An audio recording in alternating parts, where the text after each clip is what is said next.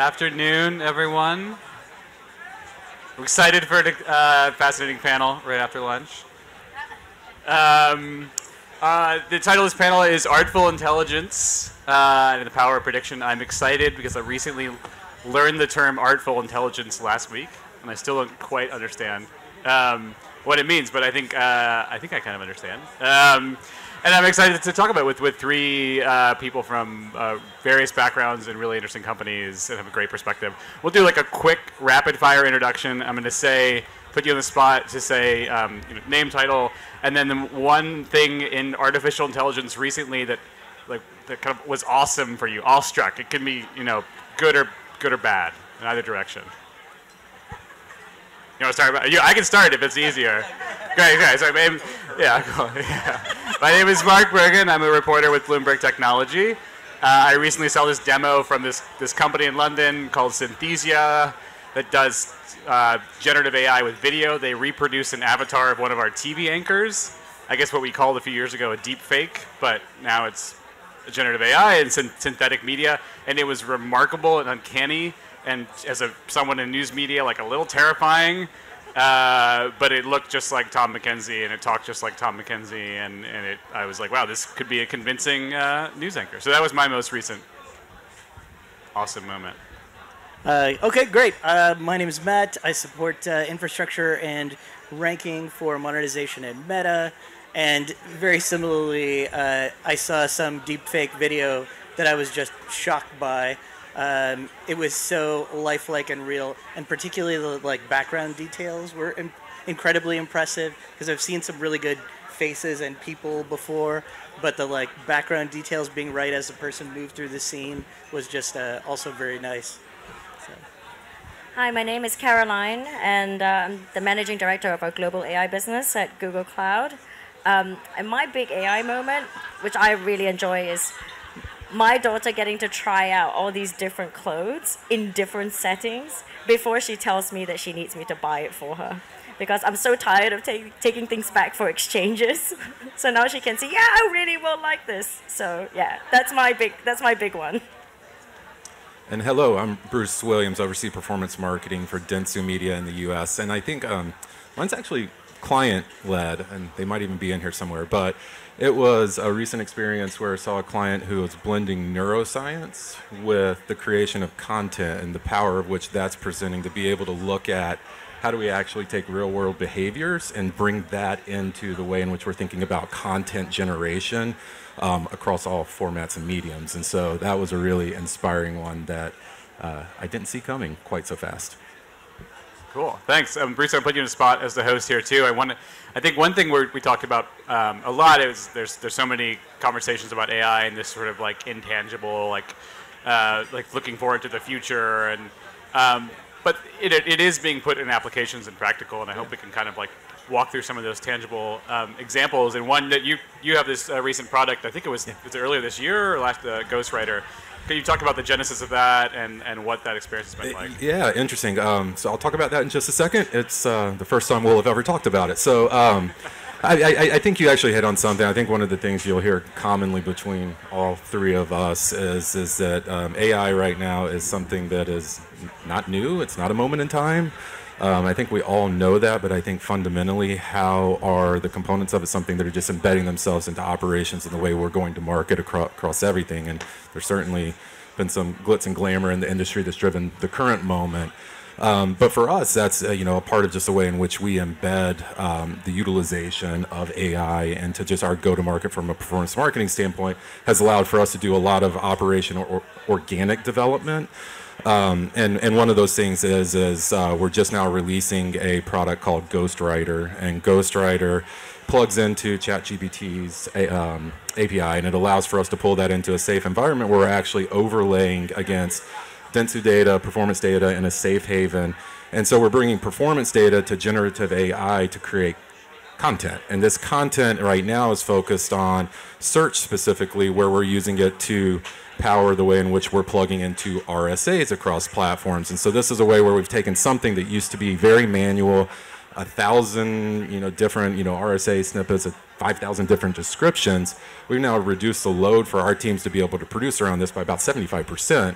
We're bringing more meaningful content, more meaningful performance inputs, and it's allowing for us to really be able to scale that output and bring value back to clients. And that's just the first phase of it. We think this is a content engine that we can continue to scale across platforms using a really controlled convergence of performance data and overall just the power of GAI right now.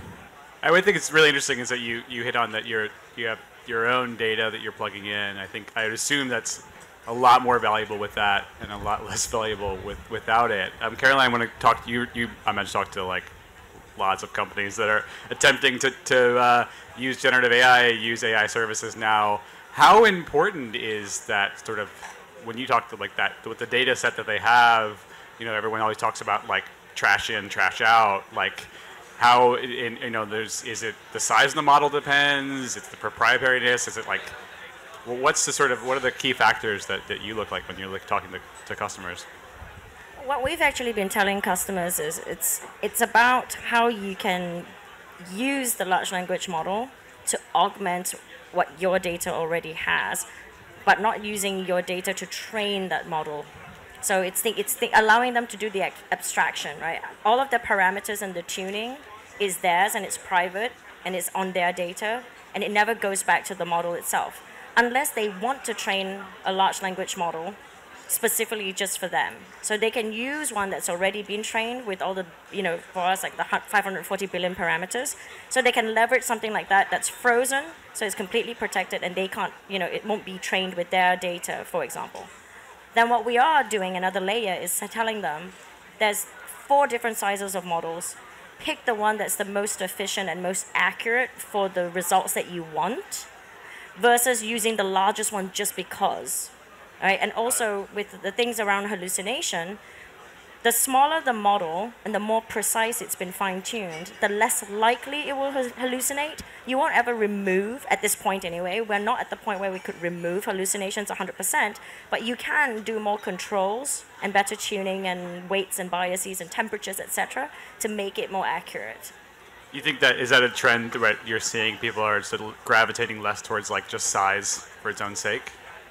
I think from a consumer aspect, they don't know. But from an enterprise perspective, cost consciousness and the scale and everything and understanding that there's not a lot of compute available for everyone to just run the largest models, they're starting to realize now it's not about the size anymore. It's actually about the purpose and it's about the results. Yeah. Is there an interesting result? You can think about this, but there's an interesting example that you can talk about publicly. I actually can, but I can't give the client name. But make it up. Yeah, but so healthcare client. Yeah. The assumption was needing to just do conversational text chat kind of situation, wanting to use as many large models as possible, not just one, but multiple, to be able to deal with question and answers because it is healthcare related, right? How do I take this med, etc. Versus looking at a purpose-built model that's for medical answers, medicine, health-related questions. And so then when we flip the script and say, look, why don't you test out this medical one? And the accuracy was so much better. They didn't even care about size after that, and they didn't care about how many models after that. They realized it was finding the right one, purpose-built, with the fine-tuning, with their parameters, and then with their data ultimately was what the experience required. Matt, I'm turning to you. I'm curious, you as someone who sort of lives in this world of ads monetization, where have you seen that shift in the past? Like, what are the big brands and agencies coming to you? Teams like, we really want you to build.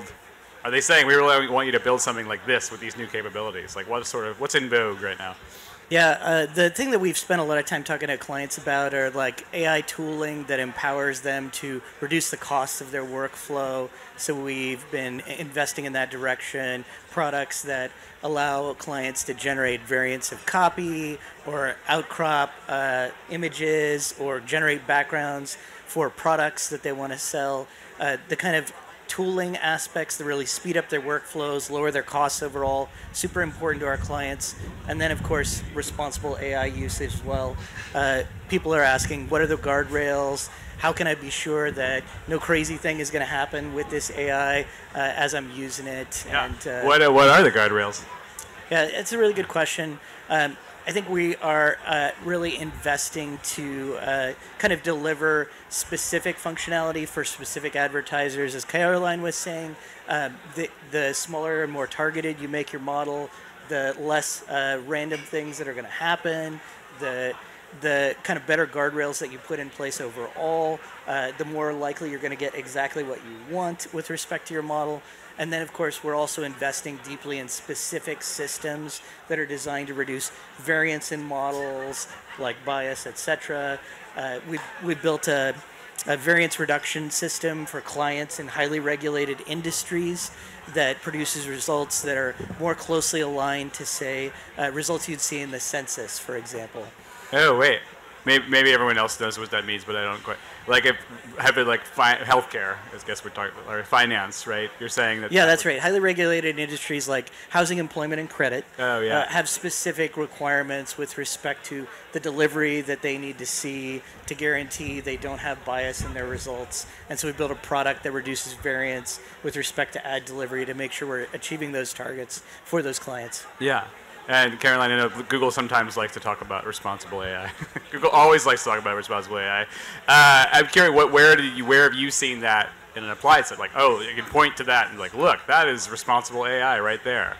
So I'll talk about the platform we've built allows a client, our customer, to be able to do the explainability, and it has responsibility built in the sense of, if we talk about the models we have, there are safety attributes. And those safety attributes are tunable based on client needs.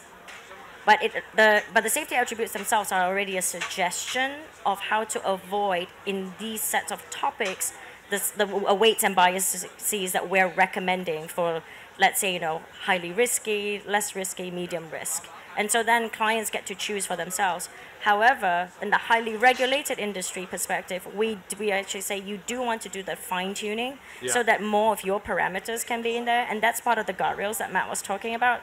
Like we are providing the structure of, if your data is not already properly scrubbed and has been, as much bias has been removed in the data part itself, then as you're training the model, you'll want to change the temperature and the weights and biases so that the AI is balanced, because your data is not balanced, but you can add the balance in that process to get to that point. Well, I guess I teased at the beginning of like artful intelligence, and Bruce, we're going to talk about like, does it feel like this is more, it's a cliche, but I can use it, more art than a science here? Like, because I guess on the agency side, like, is it, since these tools are so widely available now, what kind of sets you apart from others? Like, how do you kind of think about it? I think the differentiation is the art side of how do you capitalize on the science, because the science, particularly from the marketer, advertiser, the performance marketer side, like, it's there, it's going to continue to expand and grow, and you have to understand all of the characteristics of the models and the data and the protections and the guideline, but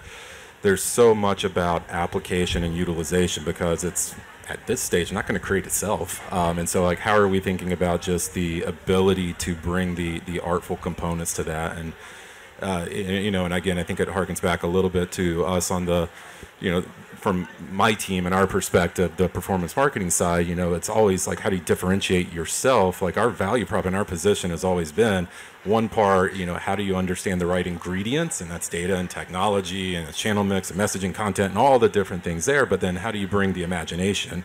And the imagination side is the curiosity, the mindset, and all of those different components. And I think that's the artful component that merges with the science, just in this new way of where we find the opportunities to drive 5% more, 10% more, whatever that is for our clients. So.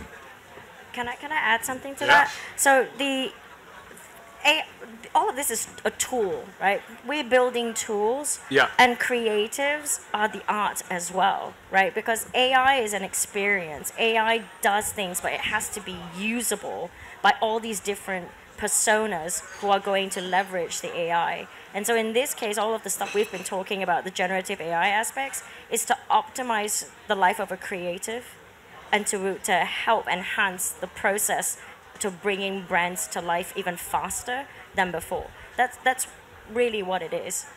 Yeah, I mean, it does seem like speed is the optimal. I mean, I guess I'll push back and wonder, you know, like I was looking at the one of these lovely stores around Cannes, like and looking at these luxury ads and thinking like, is that a Mid-Journey ad? Like, I don't know, like, or is that a well-paid model and photographer? I mean, I feel like those things are set to change pretty quickly, and I think maybe I'm wrong, but like on the creative side, and I'm curious like how much of that is artful intelligence somewhat mean like, oh wait, we're gonna have for lack of a better term, like avoid the uncanny valley, right? Where we don't want consumers to know like this is just entirely machines pitching them something, right? That's how I interpret it. I'm curious if that's where you see it too. I think for the luxury brands, they're not going to fully pivot just to complete digital like production, only because it's still their IP, right? So unless they can be absolutely certain that it's a walled garden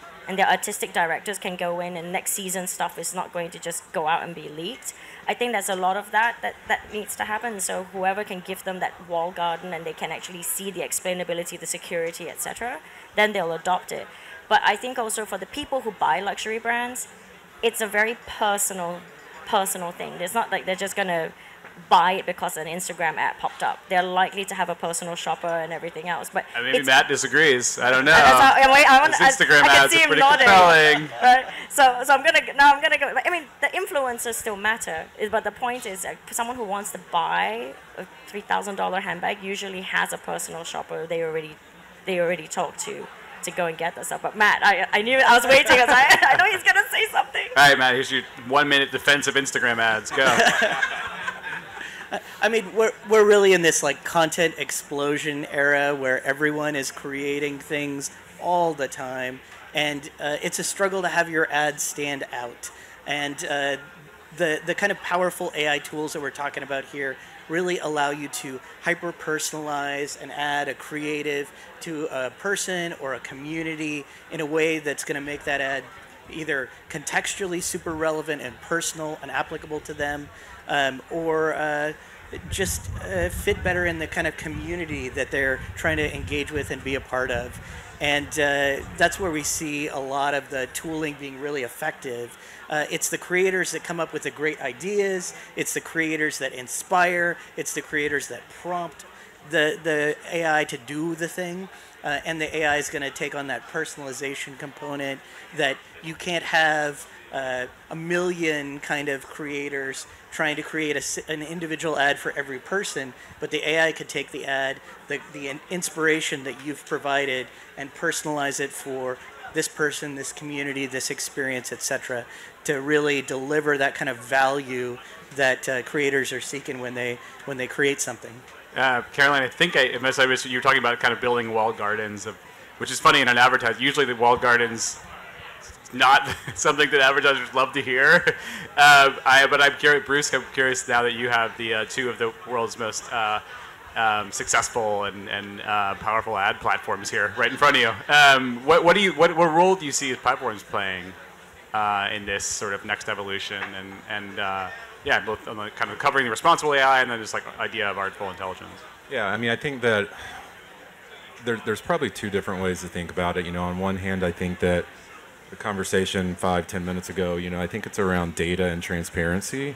I think that the platforms themselves are going to have to continue to progress and lead on that side of it. That's where the science is truly going to sit in so many ways. And I think that, you know, when you think about that, you know, kind of the element of it, I think there's going to have to be a lot of transparency. Like, I think we have to get smarter, more knowledgeable, and more accessible to certain elements of just the models we're talking about. I think we have to get a lot more smarter, knowledgeable, and transparent around just the data components, because we're all continuing to work ourselves there. And I think from the partner standpoint, we oftentimes talk about there's this element of, you know, there's value in to the model and there's value out. And for us, and likely many of our advertising clients, we want to make sure that we're giving the richest and most robust view. And I think that some of that data and transparency is going to be big. But then also, what's the responsible thing we can also pull out while not trying to control everything, because we know that it's not going to be controlled. We get it.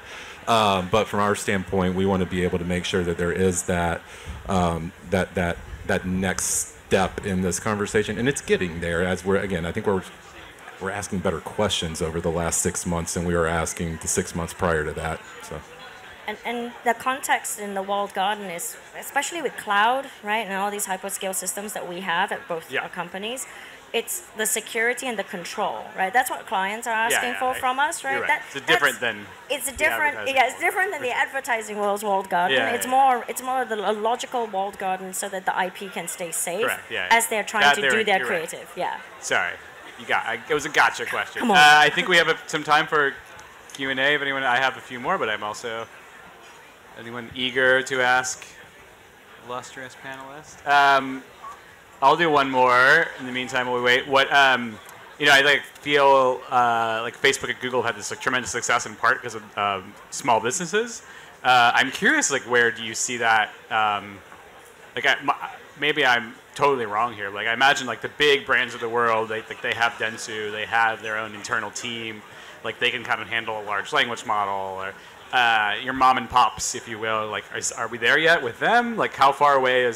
How much tooling do they need to be able to actually use these? And yeah, that's a really great question. I think at Meta we see a huge opportunity for small businesses in particular that don't have the dedicated internal teams or the partnership relationships to drive the creation of their own ads. And that's where this kind of AI-driven tooling can really give them opportunities to both reach the audiences that they want to reach with the kind of inspiring creatives that they wouldn't necessarily have the budget to pay for someone to create in the same way. And we're particularly excited because Facebook and Meta's platforms generally are so effective at product discovery for small businesses and driving growth there. This is a real opportunity to empower those small businesses to use this tooling, get the results, and see the growth that they're looking for. So, we're super excited about all of this. One kind of an interesting illustration of the AI tooling itself. We have trained our kind of generative AI models to be specifically trained to perform better in the advertising context on Meta's surfaces. So it's not just a text-to-image type of result.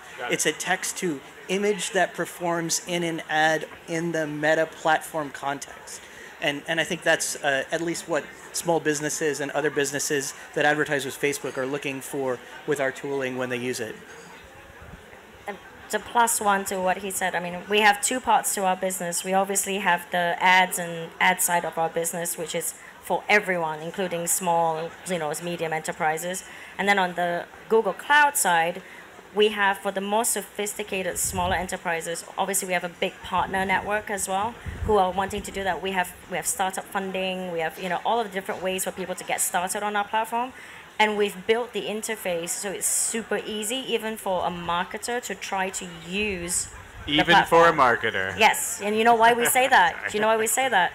Machine learning, right? How does, you don't need to be a data scientist now to be able to use machine learning, because we've made it super one-click easy. I probably couldn't do it, but at least I bet you could. But without agencies, right? These are for the smaller companies who don't have agencies and they want to get started. And so we've actually thought about that user journey and how that matters to them. Cool. I think are we good? If we have any questions? Great. We did so well that they're stunned in silence. Thank you all. Really appreciate your time. Thank you. Thanks.